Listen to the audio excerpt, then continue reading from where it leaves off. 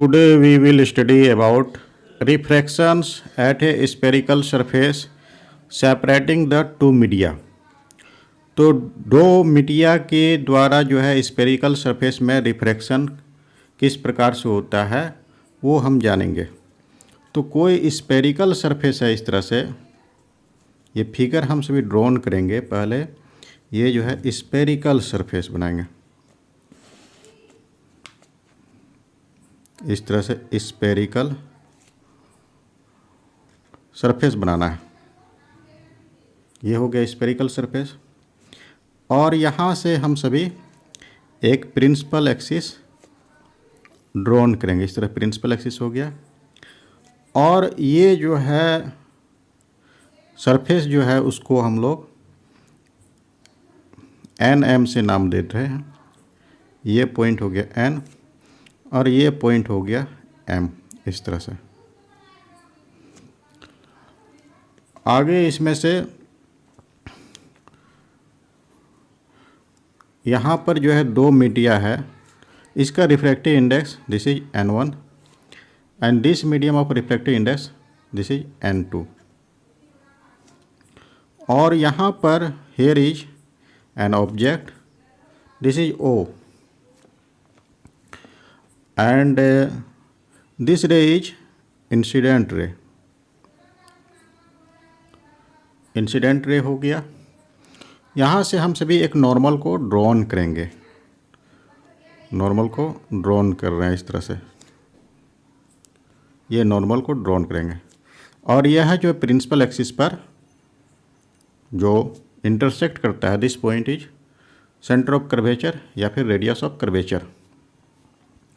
और ये जो डिस्टेंस होता है यहाँ से point M two point C, this distance is R।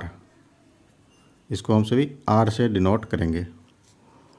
और ये जो है टू मीडिया है, इसमें से इस मीडिया का रिफ्रैक्टिव इंडेक्स ग्रेटर है। Refractive index of media 2 is greater than media 1।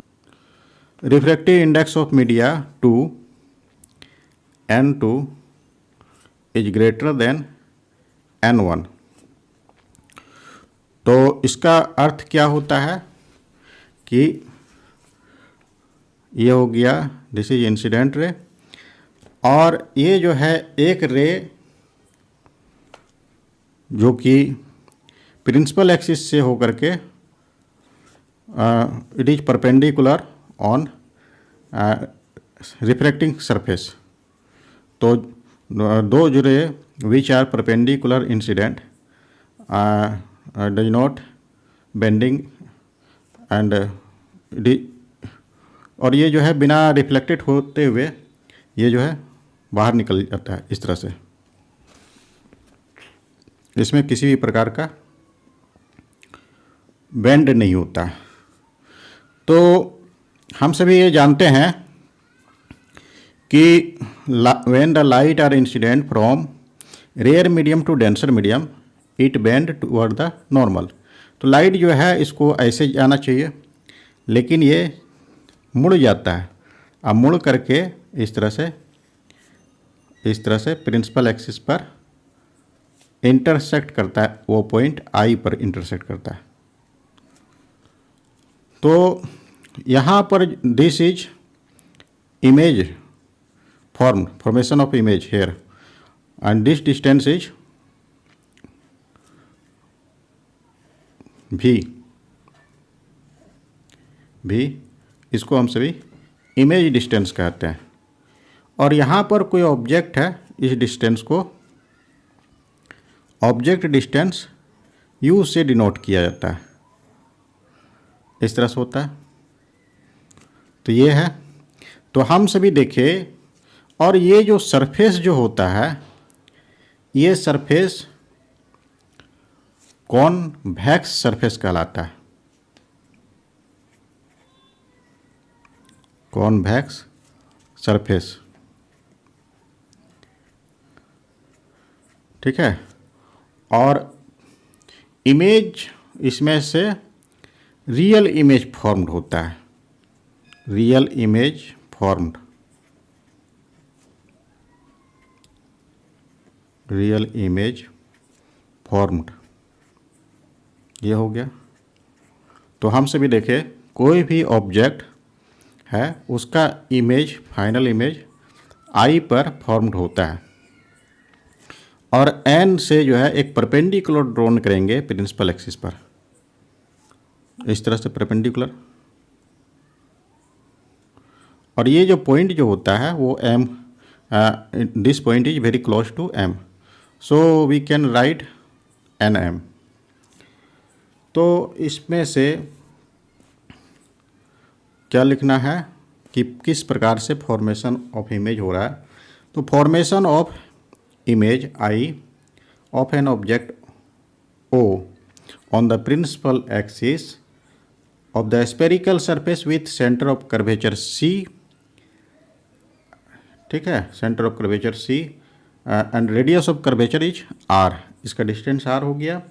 The ray are incident from a medium of reflective index N1 to another medium N2, Nm will be taken to nearly equal to length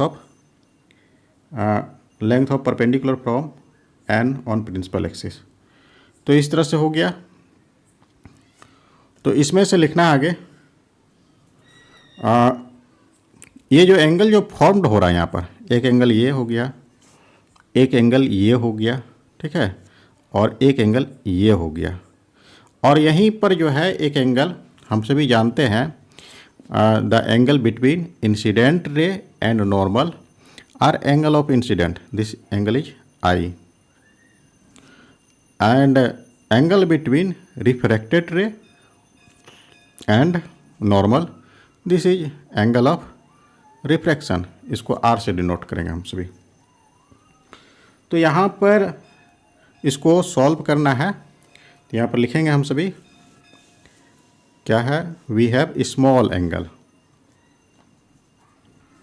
we have small angle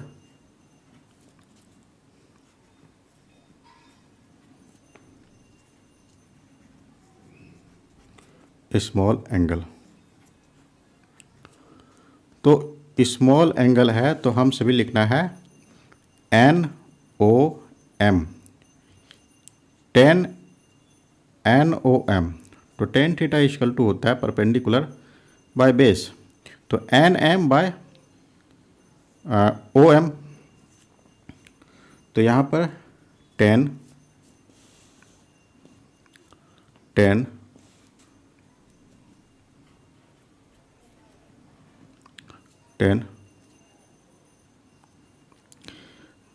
angle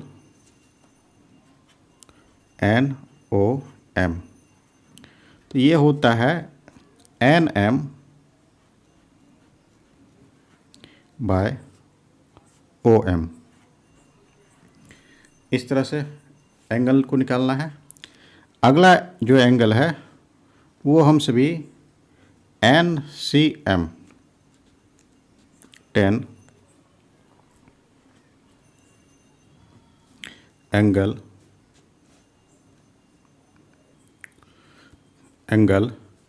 NCM,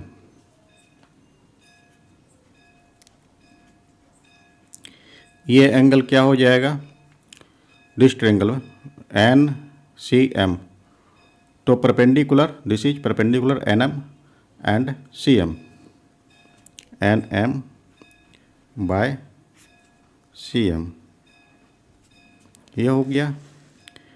अगला इसमें से है NIM, तो perpendicular NM and IM, 10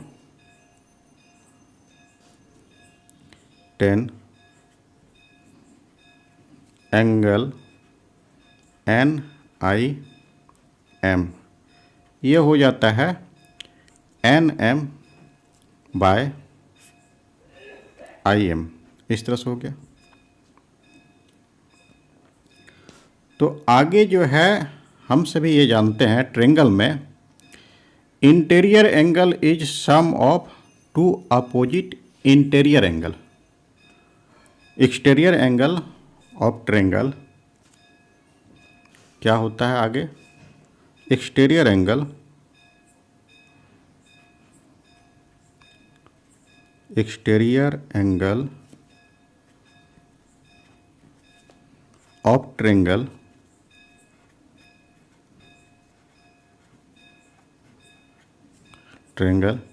is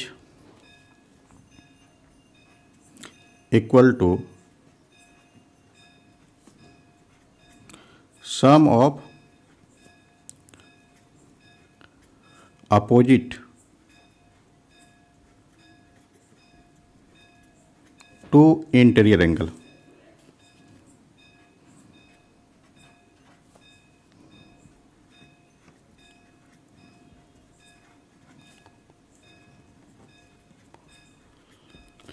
ये होता है।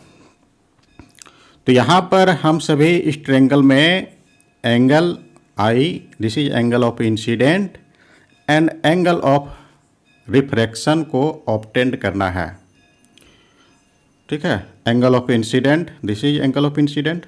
तो ये जो है किस ट्रायंगल पर बन, this angle is subtended in triangle NOC, इस ट्रायंगल पर ये एंगल बन रहा है। तो एंगल आई क्या हो जाएगा, this angle plus this angle, sum of both angle is equal to angle of incident. उसी तरह से इस एंगल को निकालने के लिए हम सभी इस ट्रायंगल में लेंगे NIC। इस ट्रायंगल में क्या होगा, ये एंगल जो होता है वो R plus this angle NIM।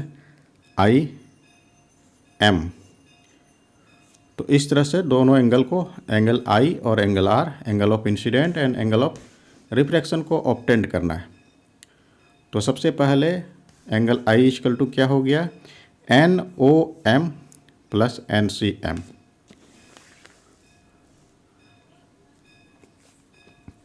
तो लिख देते हैं triangle NOC, I equal to हो गया angle NOM plus angle NCM, ये होता है। तो इसमें से NOM को हम सभी, क्योंकि एंगल बहुत स्मॉल है इसीलिए हम सभी इसको 10 एंगल NOM भी लिख सकते हैं। तो इसका वैल्यू क्या है, NM/OM, और NCM का वैल्यू है NM/CM। तो इस जगह इसके वैल्यू को हम सभी पुट करेंगे, NM/OM और प्लस NM/CM। तो ये जो है एंगल आई का वैल्यू हम सभी पुट किए। इसी तरह से एंगल आर का वैल्यू यहाँ पर लिखना है। आर जो होगा इस एंगल में इस एंगल को माइनस करना है, तो लिखेंगे इन ट्रायंगल NIC में NCM माइनस NIM। ठीक है, इस एंगल में इस एंगल को अगर हम सभी सबस्ट्रैक्ट कर दें तो दिस एंगल इज ऑब्टेन हो जाता है। तो इन ट्रायंगल NIC, ट्रायंगल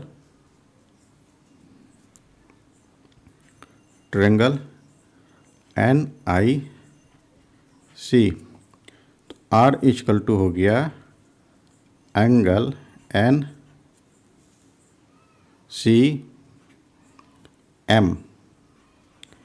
इसमें से माइनस करना है एंगल NIM को। तो यहाँ पर वैल्यू क्या है, NCM का वैल्यू और NIM का वैल्यू, NM/CM और NM/IM। यहाँ पर लिखना है, ये हो गया NM/CM, इसमें से माइनस करना है NM/IM। तो यहाँ पर हम सभी कॉमन भी ले लेते हैं, दोनों से NM कॉमन आ सकता है इस तरह से, और यहाँ पर बच जाएगा 1/CM और माइनस 1/IM। IM। उसी तरह से इसमें से भी कॉमन ले लेते हैं, NM को कॉमन लिया जाता है तो 1/OM प्लस 1/CM इस तरह से होता है। और हम सभी शेनेल के लॉ से हम सभी जानते हैं, ठीक है, if second medium are denser, तो ये हम फॉर्मूला हम सभी पढ़े थे फ्रॉम शेनेल्स लॉ।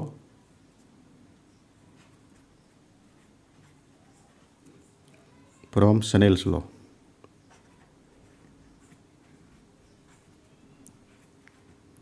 क्या होता है, ये N2/N1 is equal to sine I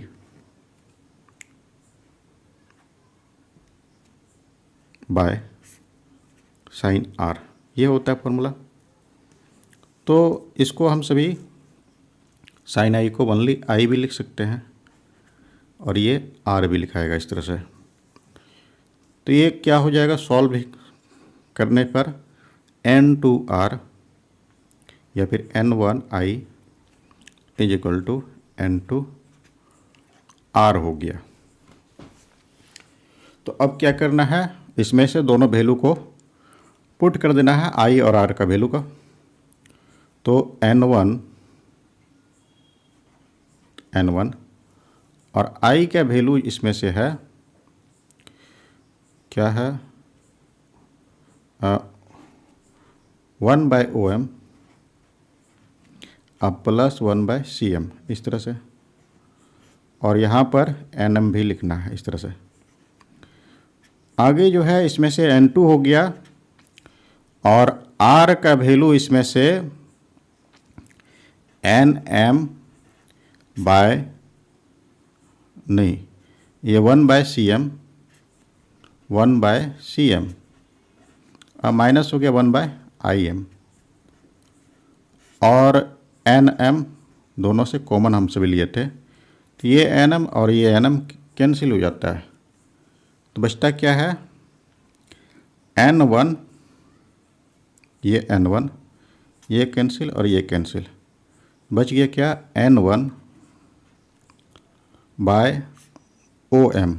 CM को हम सभी एक साइड में ले जाएंगे, OM, और इसको जो है हम सभी ये साइड ले आएंगे, माइनस N2/CM इस तरह से हो गया।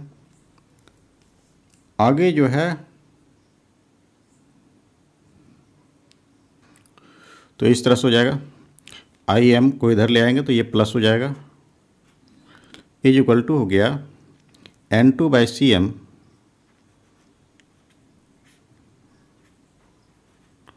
माइनस हो गया N1/CM। तो इस तरह से इसको सॉल्व करेंगे, N2 - N1/CM हो जाएगा। तो यहाँ पर देखना है, अप्लाइंग साइन कन्वेंशन के आधार पर, अप्लाइंग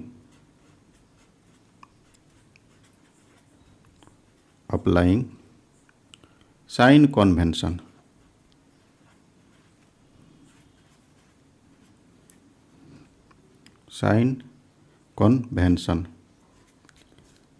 तो साइन कन्वेंशन के आधार पर हम सभी देखेंगे क्या है। यहाँ पर इस फिगर में हम सभी जानते हैं कि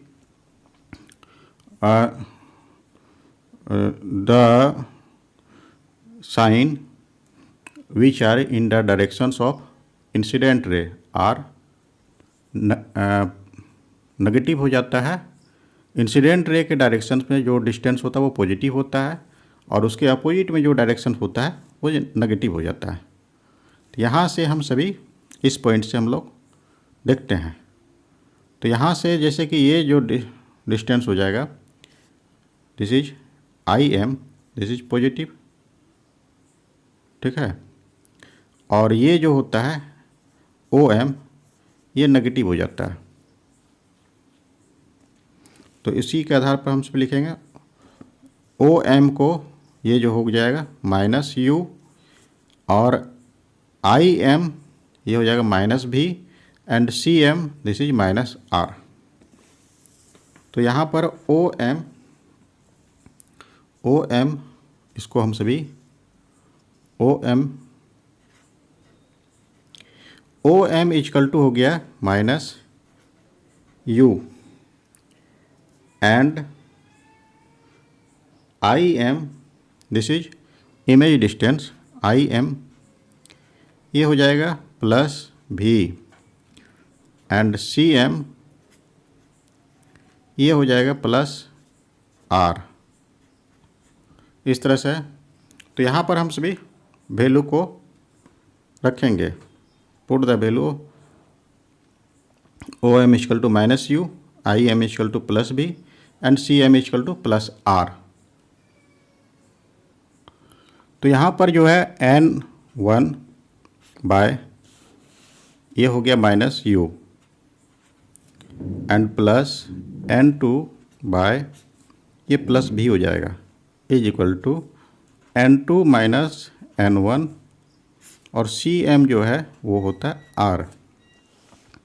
तो ये जो है सॉल्व हो करके n2 बाय भी minus n1 by U is equal to n2 minus n1 by R. तो यही जो है relation between object and image distance in the term of refractive index and radius of curvature of curved surface. So this is relation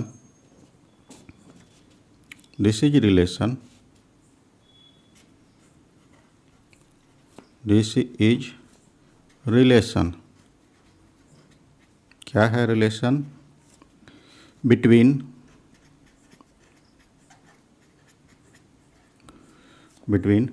object and image distance, object and image distance,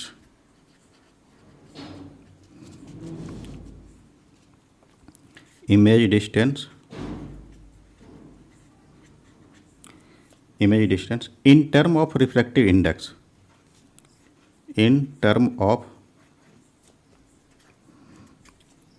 refractive index, refractive index and radius of curvature.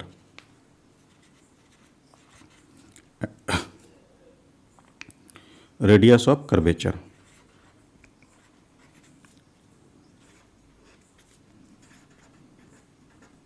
Curvature of curved surface. Curved spherical surface. Curved spherical surface. और यही जो है relation जो होता है सभी curved surface के लिए अप्लाई होगा. इट होल्ड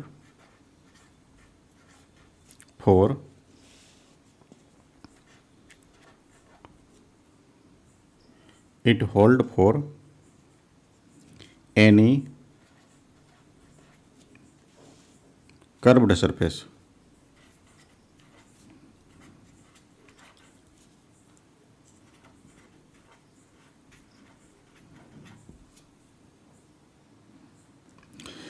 इसमें से light from A point source in air, ठीक है, फर्स्ट मीडियम इज एयर, तो एयर का रिफ्रैक्टिव इंडेक्स 1 होता है, तो N1 इक्वल टू लिख देते हैं 1, ये हो गया. And on the glass surface, और इसका refractive index 1.5, this is N2 equal to 1.5. And radius of curvature R equal to जो है ये है 20 सेंटीमीटर, इस तरह से. And the distance of light source from glass surface, ये जो है this is U equal to ये हो गया -100 सेंटीमीटर. तो इसमें से रिलेशन हम सभी जानते हैं, object distance, image distance and radius of curvature in term of refractive index. This is n2 by v, n2 by v minus n1 by u is equal to n2 minus n1 by r होता है. तो value of n2 is 1.5. तो ये सभी value को हम सभी substitute करेंगे 1.5 और v का वैल्यू इमेज डिस्टेंस ये ऑब्टेन करना है माइनस n1 1 बाई u जो है -100 is equal to 1.5 minus 1 by 20 इस तरह से होता है. तो ये जो होता है 1.5 इज इक्वल टू हो जाएगा, ये प्लस हो जाता है, इधर आएगा तो माइनस 0.5 बाय 20 और ये हो गया -1 बाय 100 इस तरह से आता है. तो एलसीएम इसमें से हम सभी लेंगे एलसीएम. तो एलसीएम आएगा 100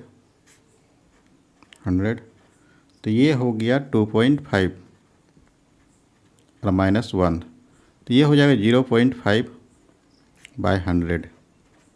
ये है v. तो v इक्वल टू क्या हो जाएगा, v इक्वल टू हो गया 1.5 बाय 0.5 इंटू 100 इस तरह से आता है. तो यहाँ पर होता है 1.5. तो उसी तरह से ये भी 1.5 तो कैंसिल होकर के 100 सेंटीमीटर इसका वैल्यू आता है. This is image distance. तो image is formed at a distance of 100 centimetre from the glass surface in the directions of incident light. Image is formed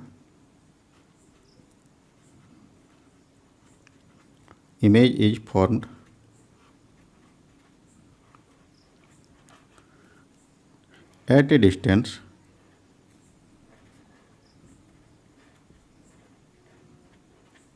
of 100 centimeter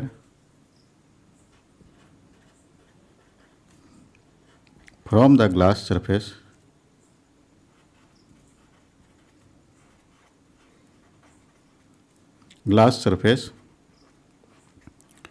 in the directions of incident light. इसीलिए इसका वैल्यू positive है. Directions of incident light.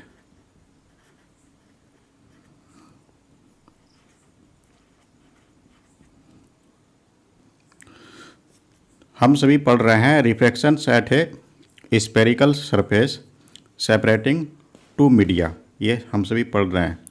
तो इसमें से क्या है, for concave surface के लिए हम लोग देखेंगे कि कैसा फिगर बनता है. For concave surface. तो फॉर कॉनकेव सरफेस तो इस तरह से होगा कॉनकेव सरफेस के लिए. ये हो गया कॉनकेव सरफेस के लिए और ये इस तरह से प्रिंसिपल एक्सिस ये हो गया. यहाँ पर जो है कोई ऑब्जेक्ट को रखा गया इस तरह से और ये जो सरफेस जो है उसी तरह से जैसे कि हम सभी फिगर बना रहे थे. ये हो गया पॉइंट N और ये पॉइंट हो गया M इस तरह से. और यहाँ से कोई लाइट इंसिडेंट हो रहा है इस तरह से, इस पॉइंट पर इंसिडेंट हो रहा है. तो एक नॉर्मल को हम सभी ड्रॉन करेंगे. नॉर्मल यहाँ से एक नॉर्मल को ड्रॉन करना है. इस तरह से ड्रॉन हो गया. ये पॉइंट जो होगा C, this is centre of curvature. तो यहाँ पर ये जो हो गया मीडियम N1 और ये मीडियम N2 और हम सभी ये जानते हैं refractive index of medium 2 is greater than N1 refractive index of medium 1। तो लाइट जो है किधर बेंड करता है, टुवर्ड द नॉर्मल, क्योंकि इसका रिफ्रैक्टिव इंडेक्स अधिक है।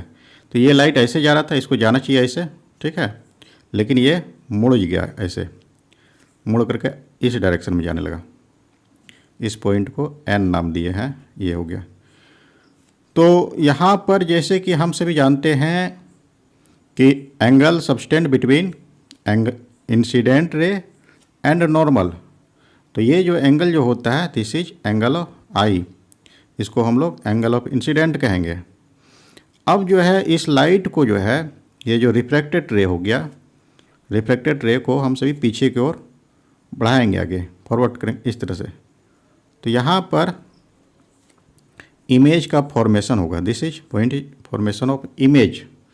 और ये इमेज एक तरह से वर्चुअल इमेज होता है, वर्चुअल इमेज फॉर्म्ड होता है। तो इस तरह से फॉर कॉन्केव सरफेस के लिए इमेज का फॉर्मेशन वर्चुअल इमेज होता है। तो इसमें से जो होता है रेडियस ऑफ कर्वेचर अगर लिखना हो तो ये वैल्यू नेगेटिव इसमें से होगा, radius of curvature sign convention के आधार पर ये होगा -r। और इमेज डिस्टेंस जो होगा इसमें से इसी तरह से मेजरमेंट करते हैं साइन कन्वेंशन के आधार पर, ये हो जाएगा नेगेटिव वैल्यू। इमेज डिस्टेंस ये हो गया -v, ये हो गया for concave surface. Concave surface में फॉर्मेशन ऑफ इमेज वर्चुअल होता है। इसी तरह से अब जो है कॉन्वेक्स सरफेस के लिए हम सभी ये बनाए, उसमें से इमेज जो था वो रियल फॉर्म्ड हो रहा था। अब जो है इमेज जो है कॉन्वेक्स सरफेस में वर्चुअल किस तरह से फॉर्म्ड होता है, for convex surface, convex surface. तो इस तरह से कि जो सरफेस जो होता है इस तरह से ये हो गया कॉन्वेक्स सरफेस। और एक जो है प्रिंसिपल एक्सिस इस तरह से हम सभी ड्रॉन करते हैं। ये जो पॉइंट होता है इसको P कहते हैं, और यहाँ पर कोई ऑब्जेक्ट है इस तरह से। तो उसी तरह से ये जो है मीडियम 1 हो गया, इसका रिफ्रैक्टिव इंडेक्स 1 N1 और इसका रिफ्रैक्टिव इंडेक्स N2, और ये जो है N2 is greater than N1। Refractive index of medium 2 is greater than medium 1। तो यहाँ से कोई लाइट इस तरह से इंसिडेंट हुआ, ठीक है, और एक जो है हम सभी परपेंडिकुलर को ड्रॉन करेंगे यहाँ पर, इस तरह से परपेंडिकुलर को ड्रॉन कर रहे हैं। नहीं, ये जो परपेंडिकुलर ड्रॉन होगा, हाँ ठीक है, परपेंडिकुलर ड्रॉन किए, इस ये हो गया सेंटर ऑफ कर्वेचर। तो हम सभी ये जानते हैं कि angle between incident ray and normal, this point is N, is known as angle of incident. ये हो गया एंगल ऑफ इंसिडेंट। तो मीडियम 2 जो है वो डेंसर मीडियम होता है, तो लाइट रे बेंड टुवर्ड द नॉर्मल हो जाएगा। ये बेंड कर गया, ऐसे ये बेंड कर गया। तो यहाँ पर जो एंगल जो ये बन रहा है, angle between refracted ray, this is refracted ray and normal are angle of refractions. तो ये जो इमेज का फॉर्मेशन होगा इस लाइट को आगे की ओर बढ़ाते हैं इस तरह से,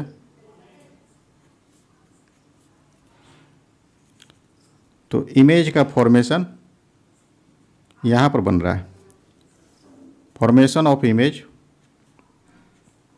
हियर, दिस इज आई। तो ये जो इमेज का फॉर्मेशन होगा, ये इमेज वर्चुअल इमेज होगा, वर्चुअल इमेज।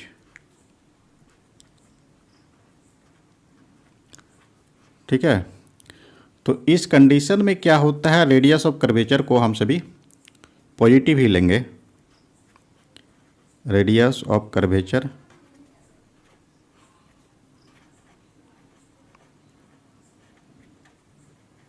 ये होता है पॉजिटिव, एंड इमेज डिस्टेंस जो हो गया, इमेज डिस्टेंस ये हो जाएगा नेगेटिव। तो इस तरह से आज हम सभी स्टडी कर रहे थे refractions at spherical surface separating two media.